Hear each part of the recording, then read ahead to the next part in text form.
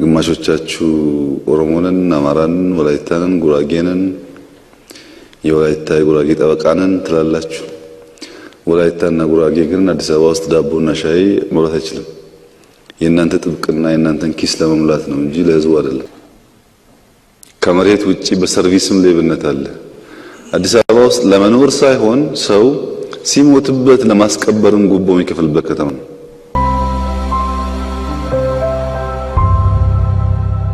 የህልሞን ቤት በሲኤምሲ እውን ያድርጉ። ውበትና ምቾትን በአንድ ላይ ከድሪም ቢልደርስ ሪል ስቴት በከተማዋ ተመራጭ በሆነችው ሲኤምሲ የተባበሩት ኮምፓውንድ አፓርትመንቶችን ለሽያጭ አቅርበናል። ሙሉ ክፍያ ለሚከፍሉ የ30 በመቶ ታላቅ ቅናሽ አዘጋጅተናል። የ10 በመቶ ቅድመ ክፍያና የ50 በመቶ የባንክ ብድር ማመቻችተናል። ባለ አንድ መኝታ 73 ካሬ በ720 ሺህ ብር ቅድመ ክፍያ ወይንም በ30 በመቶ ቅናሽ በ5.3 ሚሊዮን ብር ጠቅላላ ክፍያ። ባለ ሁለት መኝታ በ106 ካሬ በ1 ሚሊዮን ብር ቅድመ ክፍያ ወይም በ30 በመቶ ቅናሽ በ7.7 ሚሊዮን ብር ጠቅላላ ክፍያ። ባለ 3 መኝታ 141 ካሬ በ1.4 ሚሊዮን ብር ቅድመ ክፍያ ወይም 30 በመቶ ቅናሽ በ10.3 ሚሊዮን ብር ጠቅላላ ክፍያ እንካችሁ ብለናል። አፓርትመንቶቻችን ሰፊ የመኪና ማቆሚያ፣ የልጆች መጫወቻ፣ ዘመናዊ የመዋኛ ገንዳና አስተማማኝ የከርሰ ምድር ውሃ እንዲሁም ሌሎች መሰረታዊ ልማቶች ያላቸው በመሆናቸው ተፈላጊ ናቸው። ይፍጠኑ። በ2 ዓመት ተኩል ጊዜ ውስጥ ቁልፍ እናስረክባለን። ዋጋ ሳይጨምር የቤት ባለቤት የመሆን እድሉ አሁን። ድሪም ቢልደርስ ሪል ስቴት ነገሮች እና ያስገኛቸው ውጤቶች በገለጻው ቀርቧል። ህዝቡም ይሄን ተገንዝቦ በምርጫ ምላሽ ሰጥቷል። አሁን እሱን መገምገም አንፈልግም። ለመረጃ ጥሩ ነው። አሁን የምንፈልገው ፓሽን አላቸው የአዲስ አበባ ለመምራት ያገብቷችሁ ነው እየሰራችሁ ያላችሁት። ግማሾቻችሁ ኦሮሞንን፣ አማራንን፣ ወላይታንን፣ ጉራጌንን የወላይታ ጉራጌ ጠበቃንን ትላላችሁ። ወላይታና ጉራጌ ግን አዲስ አበባ ውስጥ ዳቦና ሻይ መብላት አይችልም። የእናንተ ጥብቅና የእናንተን ኪስ ለመሙላት ነው እንጂ ለህዝቡ አይደለም። እሱን አንስተነጋገራለን። ፕሮፌሽናሊ ፓሽኔት ሆናችሁ ከተማውን እየመራችሁ ነው ወይ አይደለም? ያን ለመውሰድ ፍላጎት አላችሁ ወይስ የላችሁም? በግድ እዳ እንደወደቀባችሁ ነው ከተማውን መምራት የምታስቡት? ፈልጋችሁ ጠይቃችሁ መርጣችሁ የምትሰሩ ስራ እንደሆነ የምታስቡት? መሬት አሁንም ይቸበቸባል አዲስ አበባ ውስጥ የሚል ከፍተኛ ስሞታ አለ። ማንም ይቸበቸበው መሬት። ቅድም በገለጻ እንደተነሳው ከፍተኛ የልማት እንቅፋቶች አሉ። አዲስ አበባ ውስጥ ለውጥ ማየት የማይፈልጉ ኃይሎች አሉ፣ ከእናንተ ጋር እየተቀናጁ እንቅፋት የሚፈጥሩ። ትንሽዬ ልማት ሲጀመር ስም እያወጡ የሚሰለፉ፣ የሚያሳግዱ፣ የሚያግዱ፣ የሚጠብጡ። ልማት ተጀምሮ እንዲያልቅ የማይፈልጉ፣ ከመሬት ውጪ በሰርቪስም ሌብነት አለ። አዲስ አበባ ውስጥ ለመኖር ሳይሆን ሰው ሲሞትበት ለማስቀበርም ጉቦ የሚከፍልበት ከተማ ነው። ማስቀበሪያውም ጣጣ ነው እንኳን መኖር ቀርቶ።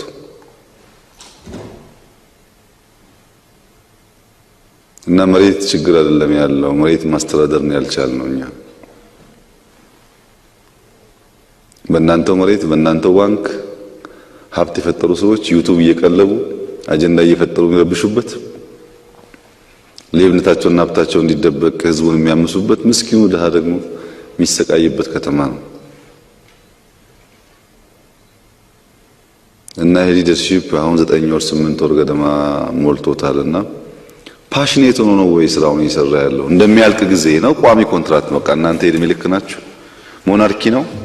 አንዴ ተቀምጣችኋል ማንም አይነካችሁም ማለት ነው ወይስ ጊዜ አለ? ያ ገብቶን ነው ወይ ስራ ያለ ነው? በየዕለቱ ስንት ደሃ ነው ዳቦና ሻይ እንዲያገኝ እያደረግን ያለ ነው እኛ?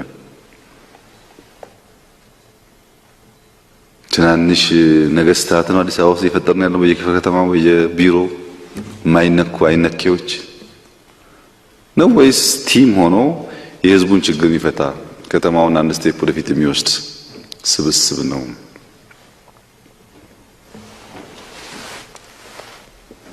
ገንዘብ የሌለው ሰው እናንተን አግኝቶ ችግሩን ተናግሮ ሊገለገል ይችላል ወይ? በጣም ብዙ የሚያሳዝኑት ታሪኮች ይሰማሉ አዲስ አበባ ውስጥ። ይችላሉ ሰዎች እናንተን ማግኘት? ሀብታም እናንተን ለማግኘት አይቸገርም፣ ደውሎ ይጠራቸዋል፣ በግ ያመጣላቸዋል። ድሃ ግን ተሰቃይቷል፣ አክሰስ የለውም። እዚህ ያለ የካቢኔ አባል ነው ጠያቂ እንካ ምራ አዲስ አበባን የሚያክል ከተማ ሀብታም ሰፊ ህዝብ ያለበት ስራ ተብሎ ጆሮ ቢሰጠው ለሐሜትና ለመቧደን መከራውን የሚበላው ካቢኔ ነው። ይሄ ገብቶን ነው ወይ እየሰራን ያለ ነው? ኮንሲስተንሲ የሚባል ነገር ስታውቃላችሁ ወይ? ለምሳሌ ጽዳት በየወሩ ካል ጠቅላይ ሚኒስትር 2 ቀን ከታየ እሱ ከሌለ ጽዳት ይቀጥላል ወይስ ይቆማል? አለ ጽዳት የሚባል ነገር ሁሌ ልምምድ ነው።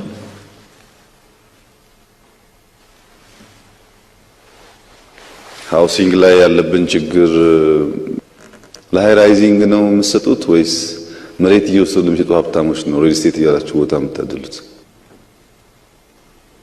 እና የሃውሲንግ ችግር ለመፍታት የባንክ ብድር ምናምን አይፈታውም። ወደፊትም ፕራይቬት ሴክተር ነው ኢንቮልቭ ማድረግ ያለበት። ለዛ ምቹ ነገር እየተፈጠረ ነው ወይ? ፕሮጀክቶች ፕሮፐርሊ ፎሎ እናደርጋለን ወይ? አንዳንዶቻችሁ ፕሮጀክት አካባቢም ድርሽ የማትሉ አዲስ አበባ ውስጥ ምን እንደሚሰራ የማታውቁ ፕሮጀክቱ ካለቀ በኋላ የፕሮጀክቱ ባለቤት ለመሆን መከራችሁን የምታዩ ናችሁ። ለምሳሌ ኮንቬንሽን ሴንተር ሲኤምሲ ያለ ስንቶቻችሁ ናችሁ ሄዳችሁ ያያችሁት? ከካቢኔ አባላት ምን ላይ ነው ያለው?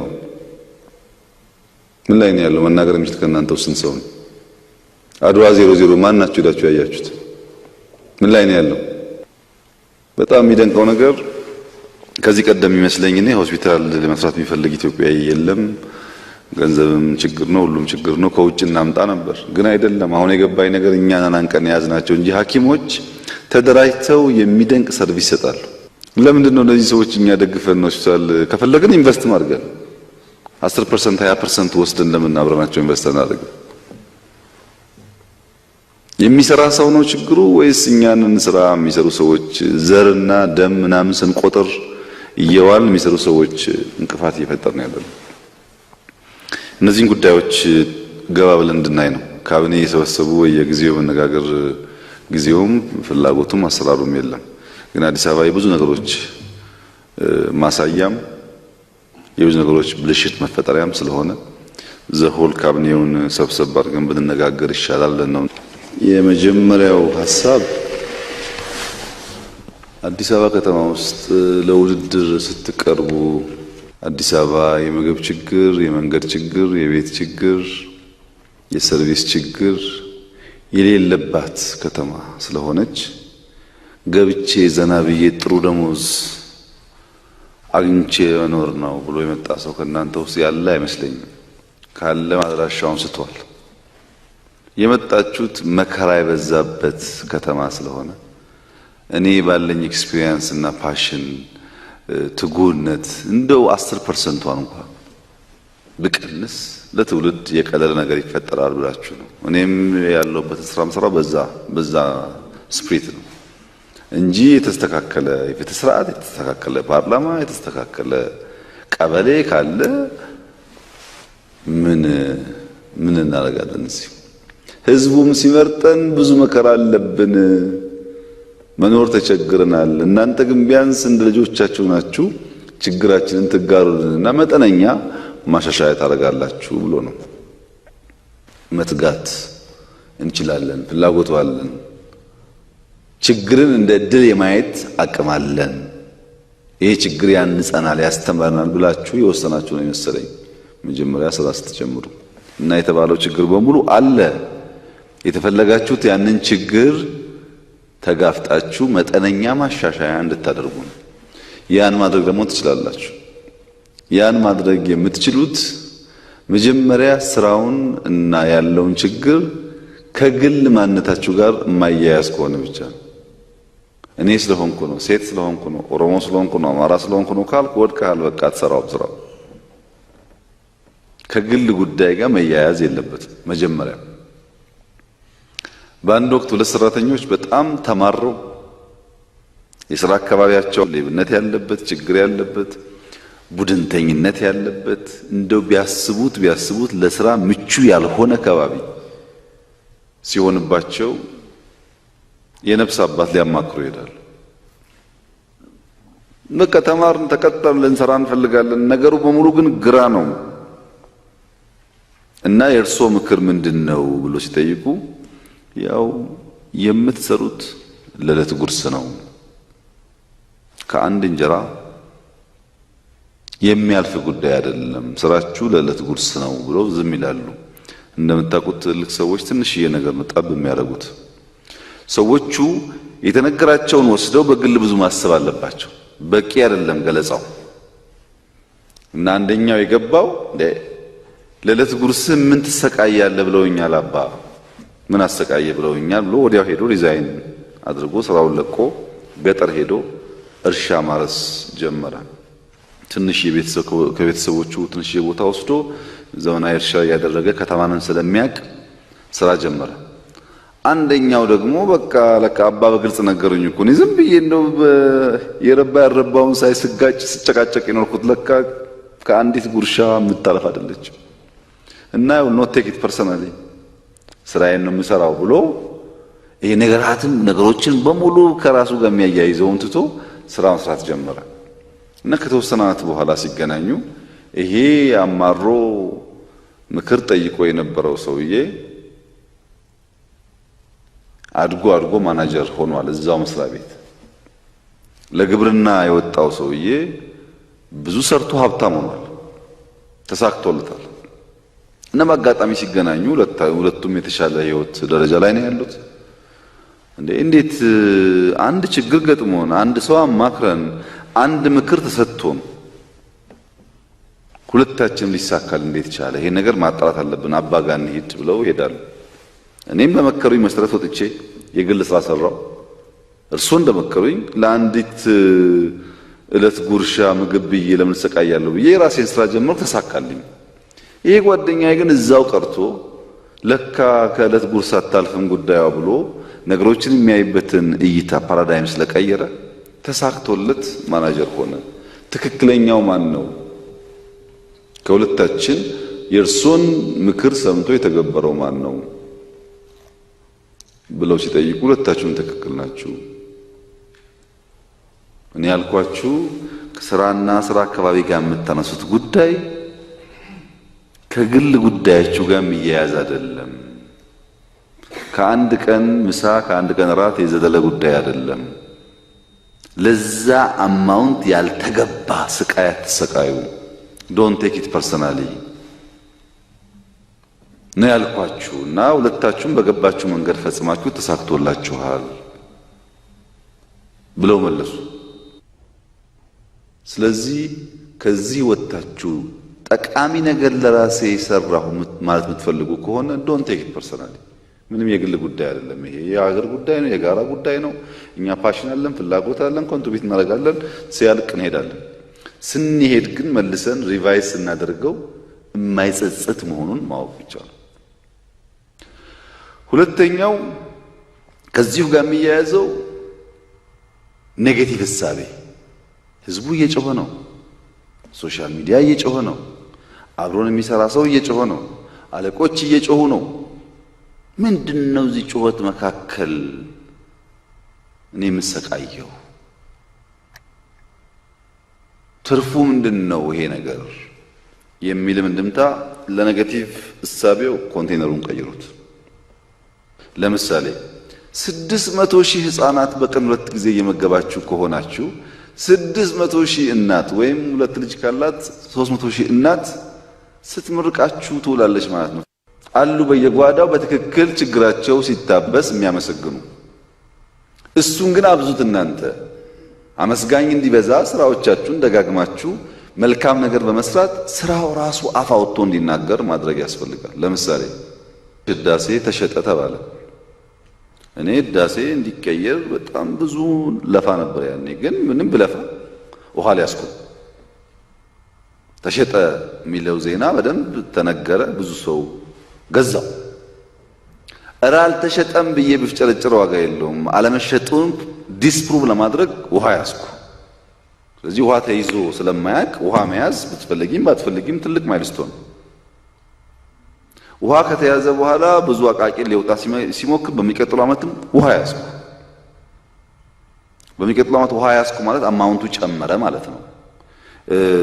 ግድቡ ቁመቱ የበለጠ ሬዝድ ሆነ ማለት ነው፣ አደገ ማለት ነው። ዝም ብሎ ውሃ ይያዝ። አሁን በዚህ ዓመት ህዳሴ የህልሞን ቤት በሲኤምሲ እውን ያድርጉ።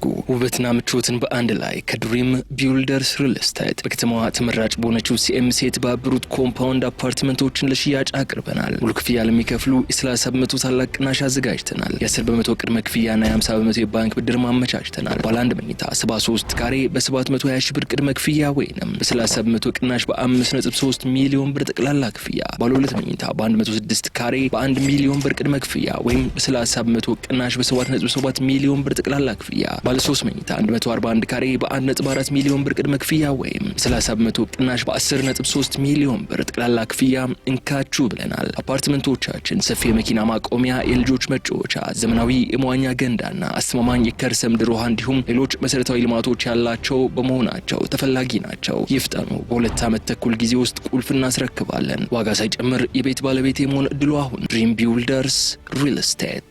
ውሃ እንይዛለን፣ ሁለተኛ ተርባይን እናስገባለን፣ ይቀጥላል ስራው። ከዛም ይሆናል ህዳሴ ራሱ አፋውቶ ይናገራል። እኔ አልናገርለት። እንዴት ይናገራል? ለምሳሌ ከለውጡ በፊት አዲስ አበባ ውስጥ የመብራት ሺፍት የተለመደ ነው። አንድ ሳምንት። አሁን ጠይቃችኋል፣ ለምን ቀረብላችሁ? ሺፍት ለምን ቀረብ የሚጠይቅ ሰው አለ? ወሰዳታ። እሷን ከወሰደ ሺፍት አይጠይቅም፣ አዲስ ጥያቄ ይጠይቃል። አዲስ ጥያቄ መጠየቁ ለአዲስ ነገር እንድንዘረጋ ያደርገናል እንጂ ያን ስለሰራውልህ አፈን ዝጋ እንደዛማ አይባልም። ግን ሺፍት የለም። አሁን ሺፍትን ያስቀረነው በደሊቨሪ በስራ ነው እንጂ የኤነርጂ ፍላጎት ስለቀነሰ አዳዲስ ኩባንያዎች ስለተፈጠሩ አይደለም። እና ንጽጽሩ ከራስ ጋር ካልሆነ ኮንቴነር እየቀየርክ ማታይ ከሆነ ስራ አይሰራም። አሁን የምታደርጉት ለጊዜው በአራት ክፈሉት ቲሙን። ጥራቱ ከተሰጠው 2-3 ካቢኔ ጋር ኤክስ የሚባል ክፍለ ከተማ ይሰጠዋል። ጃንጥራር ከሚመደብለት 2-3 ኮሚቴ ጋር ዋይ የሚባል ክፍለ ከተማ ይሰጠዋል። መለስ ከሚመደብለት ሰው ጋር እንዲሁ ክፍለ ከተማ ይሰጠዋል። ዘን አዳነች ደግሞ አንድ ክፍለ ከተማ ትይዛለች። 4 ካቢኔውን ደልድሉት እዛ ውስጥ።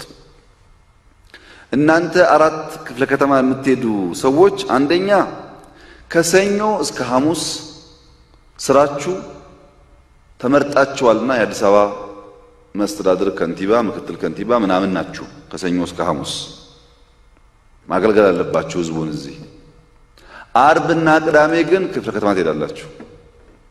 ቢሮአችሁ እዛ ነው፣ ውሏችሁ እዛ ነው። አንድ ቀን አንደኛ ወረዳ፣ አንድ ቀን አንደኛ ወረዳ፣ አንድ ቀን አንደኛው ቀበሌ። እስቲ መጀመሪያ በተሰጣችሁ ክፍለ ከተማ ውስጥ ሰርቪስ አሻሽሉ። እስቲ የመሬት ምዝበራውን አጥርታችሁ እርምጃ ወሰዱ። እስቲ ሌቦችና መልካም ሰራተኞች ለይታችሁ መልካሞችን አሳድጉ፣ መጥፎቹን ደግሞ አግልሉ። በክፍለ ከተማ ሂዱና ወደ ችግሩን ፍቱት። ችግሩ ባስና ታክሲ ይዞ እናንተ ጋር ሜር ኦፊስ ከሚመጣ ክፍለ ከተማ ሂዱ። እናንተ በየክፍለ ከተማችሁ ስትገቡ የምትሰሯቸውን ስራዎች ቀለል አድርጌ ላንሳላችሁ። አንድ ዳቦ መጀመሪያ በፕራይቬት ሴክተር ሸገር ዳቦ የሚባል ጀመርን። በኋላ ደግሞ በእርዳታ ዳቦ ፋብሪካ ተሰሩ። አዲስ አበባ ላይ 5-6 ብትሰሩ በጣም ብዙ ችግር ይቀንሳል።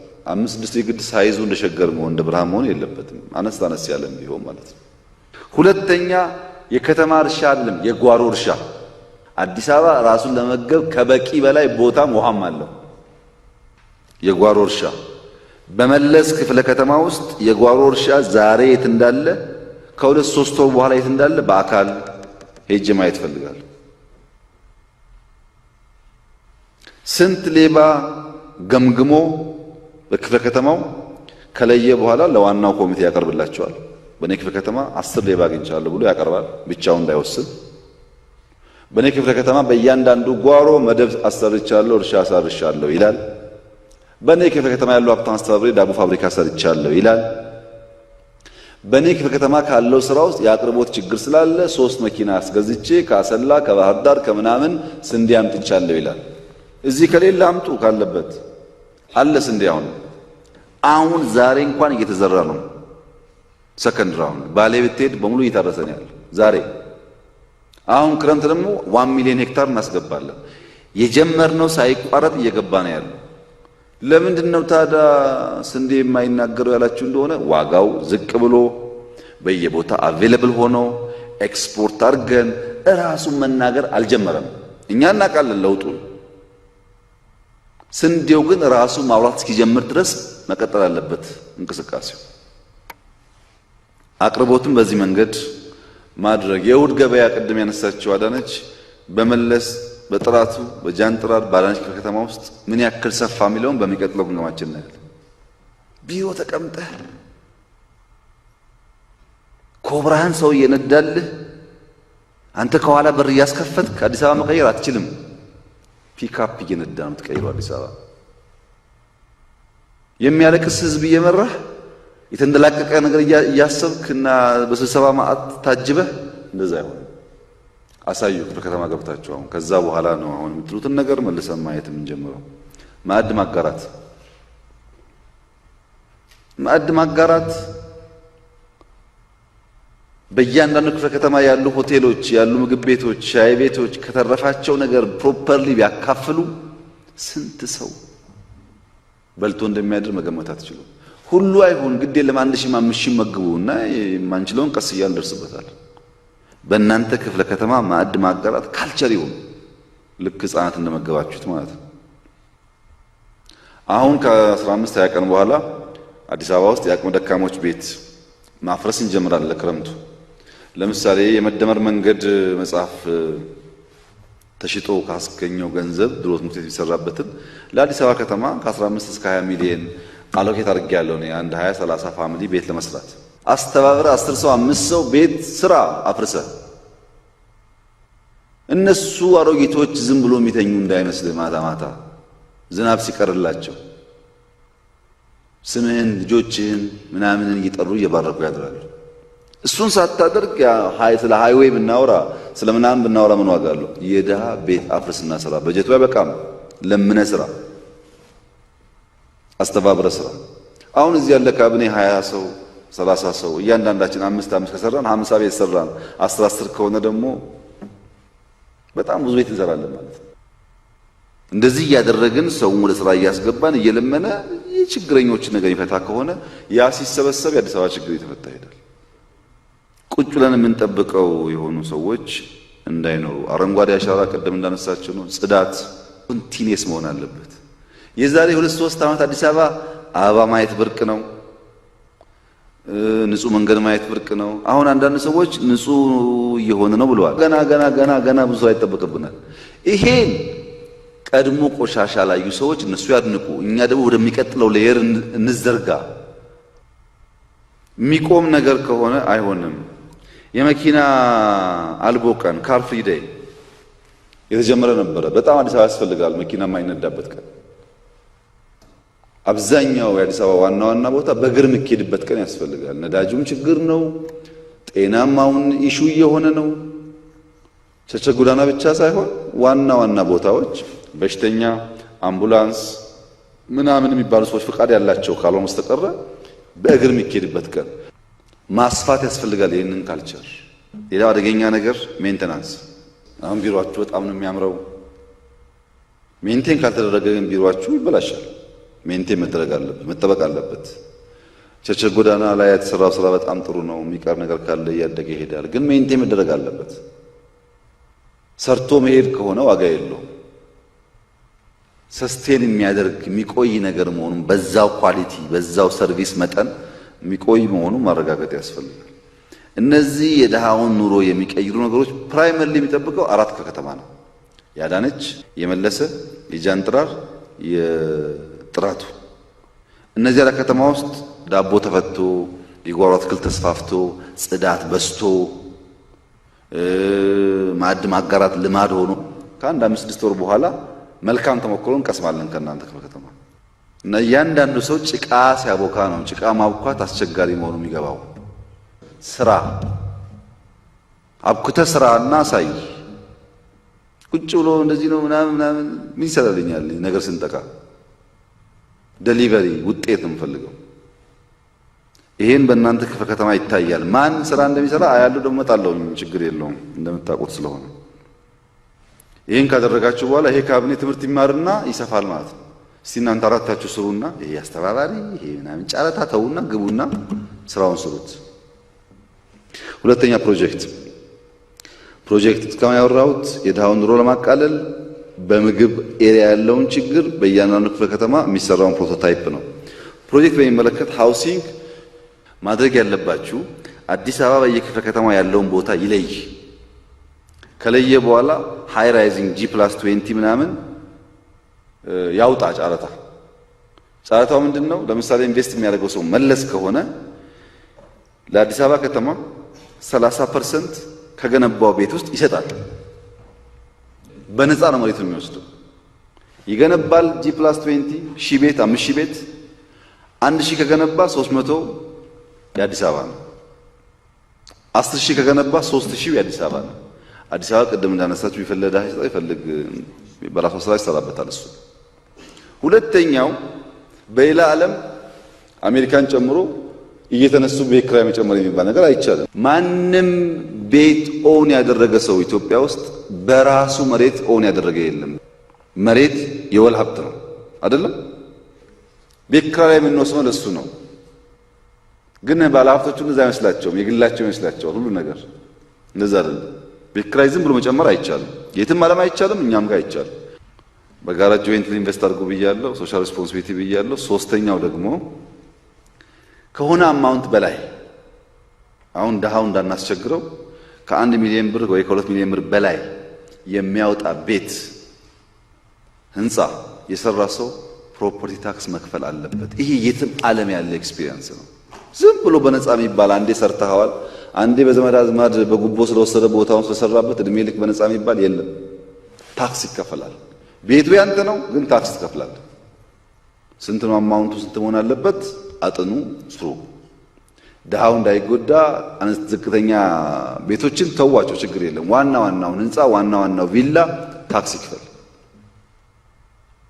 አራተኛ አፍሪካም ጭምር ያለ በሰለጠነው ዓለም የተለመደ አንድ ሰው ከቤቱ ፊት ለፊት ያለው ሳር ከደረቀ ይቀጣል። መድረቅ አይችልም ሳር። ውሃ ማጠጣት መንከባከብ ግዴታው ነው። ይሄን ታውቃላችሁ። በረዶ ማንሳት በረዶ ባለበት ሀገር ግዴታ ነው። ቆሻሻ ማንሳት ግዴታ ነው። ከፕሮጀክት አንፃር ዊንዶውስ ኦፍ አፍሪካ ቦሌ አካባቢ የሚሰራው በጣም ኢምፖርታንት ፕሮጀክት ነው፣ መስራት አለበት። ከኤርፖርት ጋር ተያይዞ አብዛኛውን ትራንዚት የሚያደርገውን ሰው ከተማችሁ ውስጥ ያስቀርላችኋል።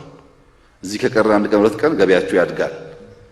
ሆቴሎች ገበያ ያገኛሉ፣ ታክሲዎች ገበያ ያገኛሉ፣ ትናንሽ ሰርቪሶች ገበያ ያገኛሉ። ሰው ማስቀት አለባችሁ።